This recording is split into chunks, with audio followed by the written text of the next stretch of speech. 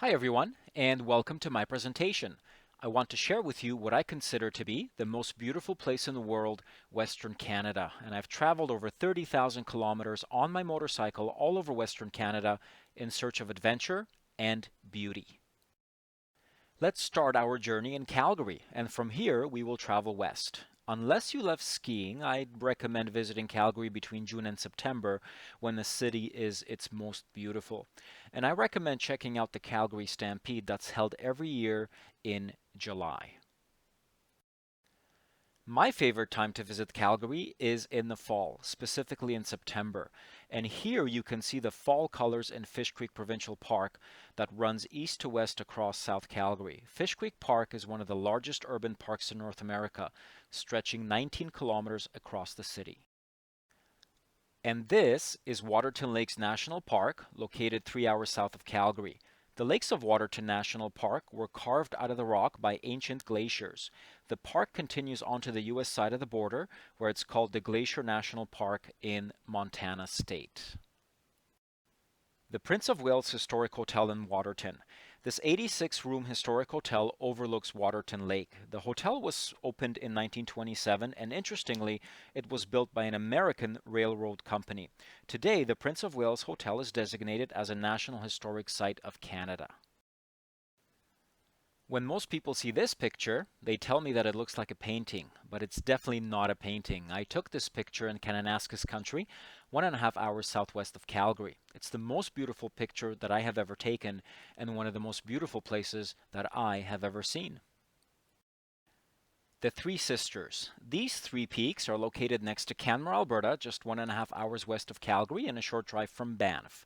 Individually, they're known as Big Sister Faith, Middle Sister Charity, and Little Sister Hope. Big Sister is just over 2,900 meters, and Little Sister just shy of 2,700 meters. And here is world-renowned Banff, Alberta, located in Banff National Park on a Trans-Canada highway. Banff is an all-year-round resort town. Known world over for its incredible scenery, it's also popular for its hot springs, hiking, biking, and skiing. Iconic Lake Louise. This is the place that defines the Canadian Rockies to the rest of the world, 2 hours west of Calgary and Banff National Park. If you love canoeing, hiking, or skiing, Lake Louise should be your destination, and it's also the host of an Alpine Skiing World Cup event.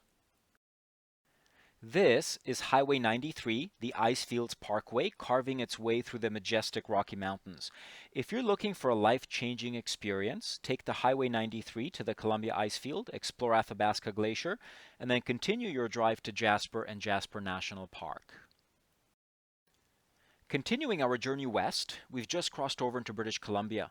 Mount Robson is the highest peak in the Canadian Rockies and is located in Mount Robson Provincial Park on the Yellowhead Highway. Mount Robson is a part of the Canadian Rocky Mountains World Heritage Site designated by UNESCO. The stretch of Trans-Canada Highway between Golden and Revelstoke, British Columbia will take your breath away. The highway cuts through Glacier National Park and continues through Mount Revelstoke National Park. Get your camera ready, you will need it. Let's now take a look at the southern interior region of British Columbia. Nelson, BC is the heart of the West Kootenay region. It's located in the Selkirk Mountains and on Kootenay Lake. The surrounding mountains and lake make Nelson my favorite place in the Kootenays. Moving to another famous region of British Columbia, the Okanagan. One of my personal favorites is Osoyoos. Osoyoos is located on Osoyoos Lake and enjoys blue skies and summer temperatures in the 30°C range during summer. Osoyoos Lake is also the warmest freshwater lake in Canada. And my favorite part of interior BC is wine country, and above all else, Naramata. Naramata is located north of Penticton. It's known for its fruit orchards of peaches, plums, pears, and cherries, and most importantly, wine. And you can check out one of the 20 wineries along the way. Although most people heading to Vancouver prefer to take the much faster Highway 5, I highly recommend taking the Trans-Canada Highway along the Thompson River.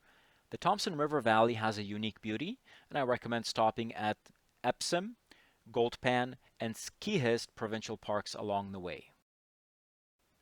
The next place on our journey needs no introductions. One of the most beautiful cities on the planet, Vancouver is ranked as the third most livable city in the world by Economist magazine in 2013. This picture was taken from Queen Elizabeth Park in Vancouver's beautiful west side. And here is an amazing picture of downtown Vancouver. This picture was taken from the Spanish Banks, a series of beaches on the shores of English Bay in Vancouver's West Point Grey area. This is winter in Vancouver, by the way, as you can probably see from the way that the people are dressed in this picture. If you're not already stunned by Vancouver's beauty, then Lynn Canyon Park at the northern edge of Metro Vancouver in North Vancouver will do the trick. The canyon lies between Mount From and Mount Seymour and is a must-see when visiting Vancouver. Believe it or not, this is also a part of Metro Vancouver, and if you're lucky, you can see the sea lions sunbathing on the rocks below. And that island is accessible at low tide. This is White Cliff Park next to Horseshoe Bay in beautiful West Vancouver.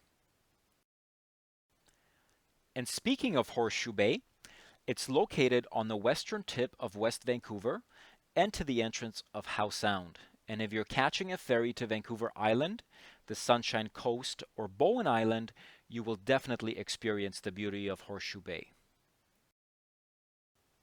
As you may have already guessed, I love Vancouver. But interestingly, it's not my favorite city.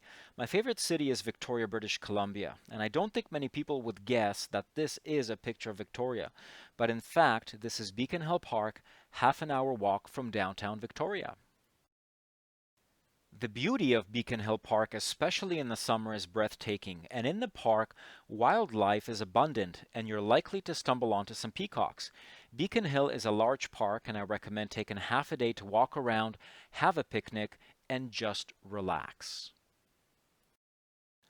And I just had to include this picture of iconic Bouchard Gardens, located in Brentwood Bay, British Columbia.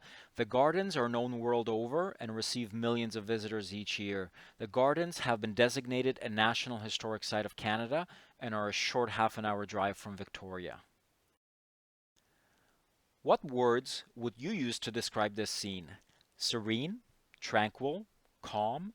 This is Pacific Rim National Park, and although Long Beach is more famous, my favorite is Comers Beach because of its seclusion and tranquility, but Long Beach and Tofino are not far away.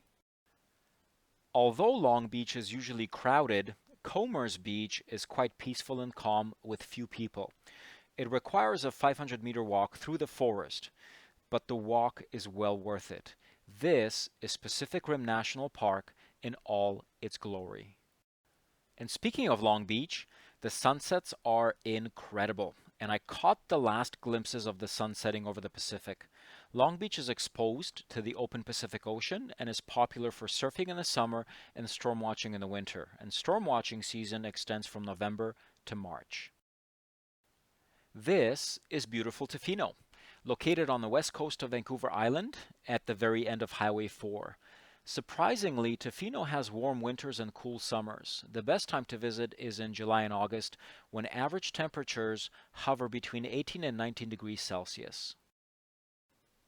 Often overlooked in favor of their southern cousins, the northern Gulf Islands off the east coast of Vancouver Island are no less spectacular. Denman, Hornby, Cortez, and Quadra are notable examples. Rebecca Spit Marine Provincial Park on Quadra Island is a must-see. Hornby Island is another northern Gulf island and parallels Vancouver Island's Comox Valley. And it's not easy to get to, but it's well worth it. Take a ferry from Buckley Bay on Vancouver Island to Denman Island, then take another ferry from Denman Island to Hornby.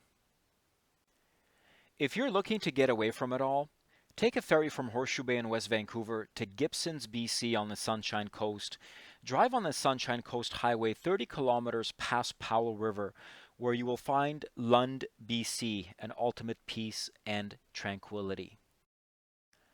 And once in Lund, you can't miss the opportunity to check out the white sandy beaches of Savory Island.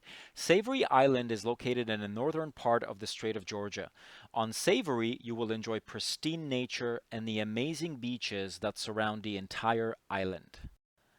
thank you for taking this journey with me across Western Canada, and I invite you to find your own adventure and explore the breathtaking beauty that is Western Canada.